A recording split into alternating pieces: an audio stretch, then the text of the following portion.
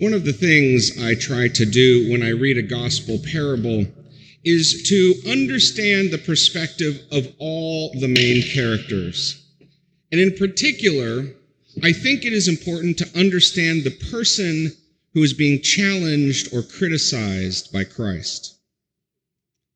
And I think this is important because as much as we'd prefer it to be otherwise, the reason Christ is telling us this parable is because there's a lesson we need to learn. And that means, generally speaking, we are the ones that Christ is criticizing. We are the ones who need to learn from the mistake. And too often we are blind to this. We prefer to see ourselves as the good characters in the story. We like to distance ourselves from the bad characters, seeing their actions as reprehensible, and that no good person, particularly ourselves, would ever do this. And so we avoid understanding their perspective. And thus, we tend not to learn very much from what Christ is trying to teach us. Instead of learning something new, we become judgmental and superior. Frankly, we become the very worst sort of believer, one who learns nothing, one who changes nothing about their behavior, but looks down their nose at others with superiority. So how are we to change this? And I think the key is what I started with today, that it's important to get inside the mind of the bad person. Why are they thinking like this? What led them to that place? Instead of judging them, we should be sympathetic to their situation and do our best to understand their perspective. And then once we've done that, we can turn the mirror around, look at ourselves, and think about the ways we have fallen victim to that both understandable but ultimately inappropriate way of thinking. So with that in mind, let's look at today's gospel parable. Why is it that the tenants think they're justified in their actions? What makes them think that it's appropriately to violently attack and kill the owner's representatives, including his son? I think it's because they think they are the rightful owners, that they deserve to be the owners of the vineyard. Because there's a key moment within the parable.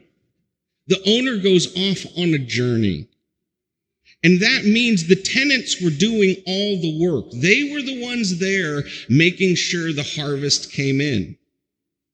And so you can imagine them. It's the end of the harvest. They've worked hard, and they've successfully brought in a good harvest. You can imagine them exhausted at the end of that last day, but also satisfied in the good work that they've done. And just as they sit down to relax, a man they've never met before shows up and says something like, "I'm a lawyer from the Acme Corporation, and the CEO has asked me to come here and to collect the contractually agreed upon $35,000 that you owe." And so we can imagine ourselves saying to them, who is this bozo? Who does he think he is? We've been here doing the hard work. We were tricked into signing this contract. If we had understood what we were going to be doing, we never would have signed it. Who reads all that fine print anyway? I don't even think we have this much money to spare. There's no way we're going to give it to him. I got 2 kids I still have to put through college. So when we do that, we can see their perspective. It's not that it's right. We can at least appreciate how someone would have gotten to that place where they felt justified in taking what was somebody else's and being violent in their response when somebody challenges them. But of course, we must be careful. We didn't do this exercise to muddy the waters. We did this to help us understand how we would get to this bad place, something that was ultimately, although sympathetic, a wrong choice. So I think what we see here, what comes clear to me through that, is that what happened with the tenants is they forgot that the vineyard was a gift to them that they started with. They focused merely on what had happened in more recent times and had forgotten what they were building upon. There wouldn't have been a harvest at all if it weren't for the owner. But the owner had been gone long enough, it allowed them to forget the gifts they received and were building upon. So I think what this gospel calls us to do is to reflect upon what are the gifts we have forgotten and what are we ignoring as our responsibilities that flow from those gifts. Perhaps we're struggling with the needs of an elderly parent who's taking more care and requiring more care of us, but we're forgetting that they put in 20 plus years helping us get to here. Perhaps we've forgotten the many millions of dollars that went into building this beautiful church and maintaining it, and we're not contributing as much as we should to the collection. Or for the younger ones here, perhaps you've forgotten that the gift of life given to you by your parents was a sacrifice they made, and that you too are called to give that same gift to the future generations.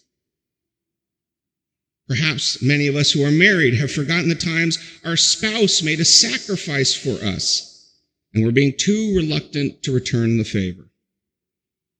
I mean, I could go on and on. There are so many different ways we have been gifted something, and we are tempted to later forget that those gifts come with a reciprocal responsibility. So I think what we need to do this week is really focus on spending some time in deep prayer, thinking about those gifts we underappreciate. Perhaps we could find some time to come to adoration, to spend a quiet hour here with the Lord in the sanctuary. Or if that doesn't work out for you, maybe get up an hour early before the chaos of the household starts to have a quiet hour of prayer in the morning.